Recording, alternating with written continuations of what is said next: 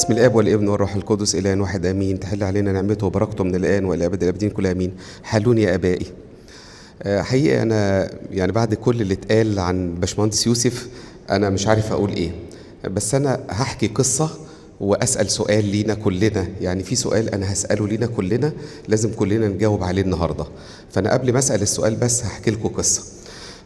لما عرفت بنياحه المهندس يوسف فلقيت جه في بالي بيت كده من تمجيد بنقوله في تمجيد الأنبا بشوي، بنقول وديعا كالحمام بعيون لا تنام ولا يخطئ في الكلام. البيت ده من مديحة الأنبا بشوي، بيقول كده. عيدوا لكم تاني البيت ده بيقول ايه؟ بيقول وديعا كالحمام بعيون لا تنام ولا يخطئ في الكلام. ده اللي جه في بالي على طول عن المهندس يوسف اول ما عرفته انه اتنيح. فاول ما جه في بالي الجزء ده فقلت ده جزء من مديحة الأنبا بشوي. فقلت طب افتح مديحة الأنبا بشوي واقراها كلها، لان الباشمهندس يوسف هو بيخدم كنيسة الأنبا بشوي. فقعدت اقرا مديحة الأنبا بشوي. كان نفسي دلوقتي اقرا لكم المديحة كلها، هي مش كبيرة، هي 28 بيت. كان نفسي اقرا لكم المديحة كلها، وانصحكم نروح نفتح مديحة الأنبا بشوي ونقراها، لان بتصليها كتير في كنيسة الأنبا بشوي. لما قريت مديحة الأنبا بشوي هي لقيت أكتر من 6 أبيات من المديحة بتنطبق على أعمال المهندس يوسف. يعني ده البيت الأولاني بس اللي أنا قلته لكم. لو أنا أقوله لكم كده هتلاقي وديعا كالحمام. لم نرى المهندس يوسف في يوم من الأيام غاضب أو متعصب أو بيزعق لأي حد شافه متعصب أو بيزعق. لم أراه فائت سلامه في يوم من الأيام. وديعا كالحمام، فعلا كان وديع، والوداعة دي صفة السيد المسيح. هو ما قال تعلموا مني لأني وديع. لم أرى المهندس يوسف في يوم من الأيام مش وديع، بس كانت ابتسامته ودعته تشجيعه للكل كنا كلنا لمسنا فيهم. بعيون لا تنام برضو تنطبق على المهندس يوسف. كنيستنا في العذراء وابو سيفين كان قبل ما يبقى في كنيسة مرمرقس بيت لحم لعمل القربان، قعدنا لمدة 20 سنة تقريبا. كان المهندس يوسف يجي يوم السبت مساء، يوصل عندنا الكنيسة تقريبا الساعة 12 أو 1 بالليل، يسهر طول الليل يعمل القربان، هيخلص الساعة 5 الصبح عشان ياخد الحمل ويروح بيه على يعمل الحمل لكنيسة العذراء أبو سيفين وياخد الحمل بتاع كنيسة مرمرقس. ففعلا كان وديعا كالحمام بعيون لا تنام. الحاجة الثالثة ولا يخطئ في الكلام. لم نرى المهندس يوسف موبخا لأحد، مع ان لو احنا شفنا اغلبنا خدام نلاقي كتير من الخدام بيحصل حاجة حد بيقول حاجة بنوبخ اي حد، بنقول اي كلمة ساعات معلش يعني ما بنستحملش اي موقف خطأ. حد في مكانة المهندس يوسف انه كان يجي القداس ساعات كان من محبة قلب ابونا مرقس ليا، لان طبعا كنيسة مرقس دي الكنيسة اللي غالية علينا كلنا. هي عاملة زي الخميرة او حبة الحنطة، اتحطت الخميرة جابت اسم الصليب العذراء ابو سيفين وماريمينا والملاك في راس الخيمة والانبا ماري جرجس وفي الفجيرة. كل دول كان بسبب حبة الحنطة والخميرة اللي هي كانت كنيسة مرقس. والمهندس يوسف لسه ايمن باعت لي صورة النهاردة، صورة للمهندس يوسف هم بيستلموا الارض بتاعة كنيسة العذراء ابو سيفين في الشارقة. فرحت بيها قوي وانا شايف المهندس يوسف من سنة 22 سنة 2002، يعني من 24 سنة هو بيستلم الارض بتاع كنيستنا العذراء ابو سيفين يعني. فكان فعلا المهندس يوسف وديعا كالحمام بعيون لا تنام ولا يخطئ في الكلام. اي وقت نروح القداس اللي موجود قبلنا. فكنيسة مرمرقس اللي غالية علينا ساعات بتقل على ابونا مرقس واقول له برضو دي الكنيسة اللي حضرت كل البركة وهي دي حبة الحنطة. اقول له يا ابونا تسمح لي اجي اخد بركة كنيسة مرمرقس والانبا بشوي. عمر ما ابونا مرقس من محبته قال لي لا، دايما يقول لي روح صلي في كنيسة مرمرقس. فعشان كده كنت بقابل المهندس يوسف كتير، كل ما استأذن من ابونا مرقس واروح اصلي. يعني صليت مع المهندس يوسف قداسات كتيرة قوي قوي قوي يعني. فكنت دايما اروح الاقي قبلي في رتبته الجميلة اللي هو أرشد ياكن. يعني كان المفروض يبقى يعني واخد كرامة، هي دي كرامة يعني. لكن في حتة عند المهندس يوسف ان هو برضو حملته كمسكين بقلب فرح مسكين. كان عايش حياة الاتضاع الحلوة قوي يعني. عمرنا ما شفناه لابس زيه ولا واخد مكانته، لكن كان بيفضل يشجع اي حد يجي مجهز الشورية ومجهز المية ومجهز الأبركة ومجهز الفوطة ومجهز المية زيه زي أصغر كنايسي أو شماس موجود في الكنيسة. حملته كمسكين كتير قوي. اسمع حد مثلا يقول لي المهندس يوسف ساعدني، المهندس يوسف اداني. حقيقة انا من اختباراتي مع المهندس يوسف كان كتير مثلا يبقى عندنا حد من ولادنا في العذراء ابو سيفين ان هو مثلا اتوفى ومالوش اهل، فعايزين ندفنه طبعا في المدافن. فالمهندس يوسف كان علاقة حلوة بالمسؤولين عن المدافن، فكنت اكلمه باشمهندس عندنا عايزين حد ندفنه، فعايزين له التصريح ورقم المدفن، فده بيكلف مبلغ عشان يطلع. بعد ما اكلمه اقول له باشمهندس طب الفلوس كذا كذا، يقول لي خلاص انت عايز تاخد الخير مني، خلاص الفلوس اتدفعت ونروح ندفن في جبل علي بدون ما كنيستنا تدفع اي حاجه. هو المهندس يقول لي انت عايز تاخد البركه مني. في كتير كنت اكلمه عايزين ندفن حد، هو كان قريب من ماري مرقس فكان يخلص لنا الحاجات دي كلها.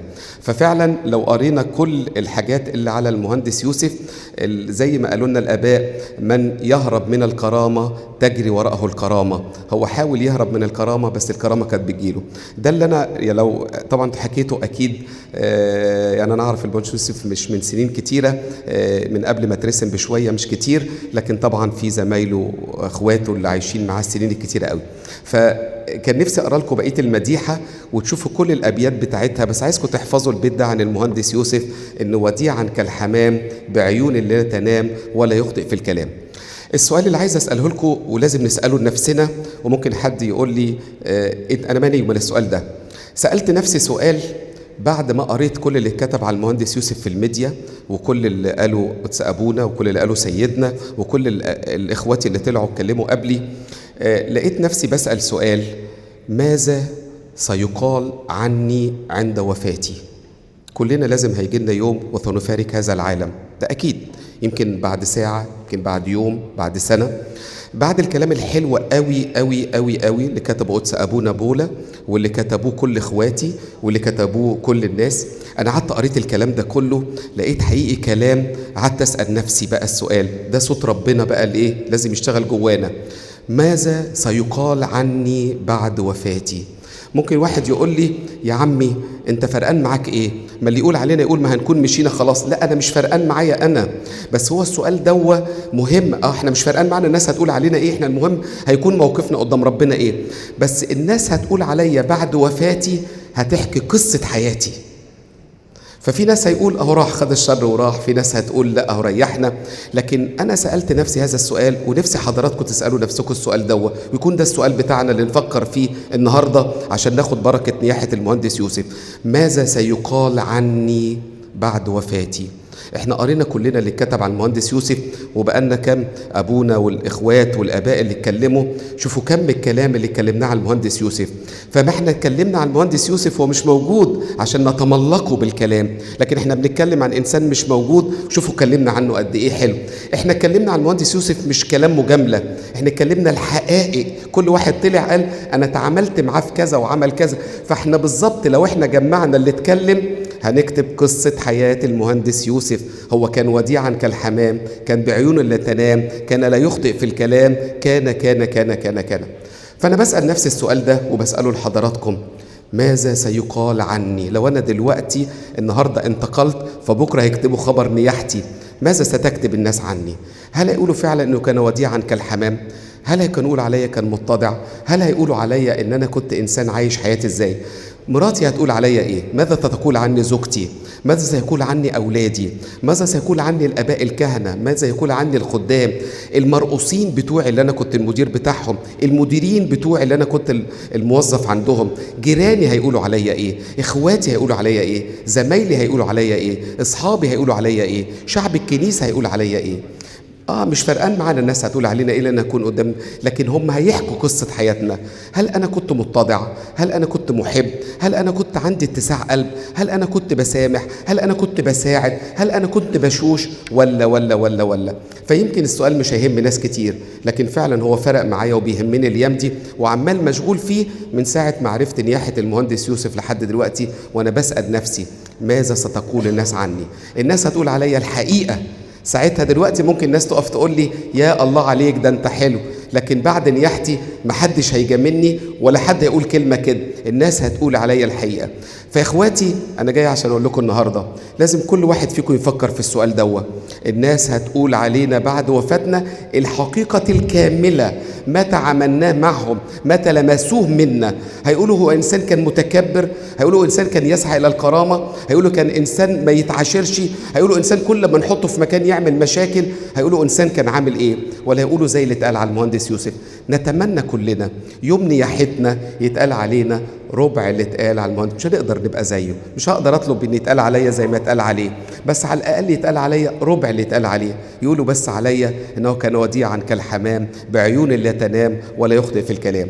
ربنا يعزي الاسره الغاليه، وربنا يفرح المهندس يوسف بالسماء. مبروك عليه وصول السماء، هو فرحان بالسماء. انا متاكد ان احنا حالتنا امبارح غير حالتنا النهارده. امبارح كنا تعبانين، شوف ابونا مرقس واللي يشوف ولاد باشمهندس يوسف واللي يشوف المدام واللي يشوف اخواته. امبارح كنا كلنا تعبانين ومتاثرين. ايه السلام اللي احنا فيه النهارده دي بركه صلوات المهندس يوسف عننا، لانه طلع دلوقتي في مكان افضل، صلواته مقبوله لانه وصل خلاص لمكان الراحه. ده اكيد صلى لنا كلنا وكان حاسس بينا، صلى لزوجته وصلى للبنات وصلى لاولاده وصلى لاخواته وصلى لقدس ابونا وصلى لينا كلنا.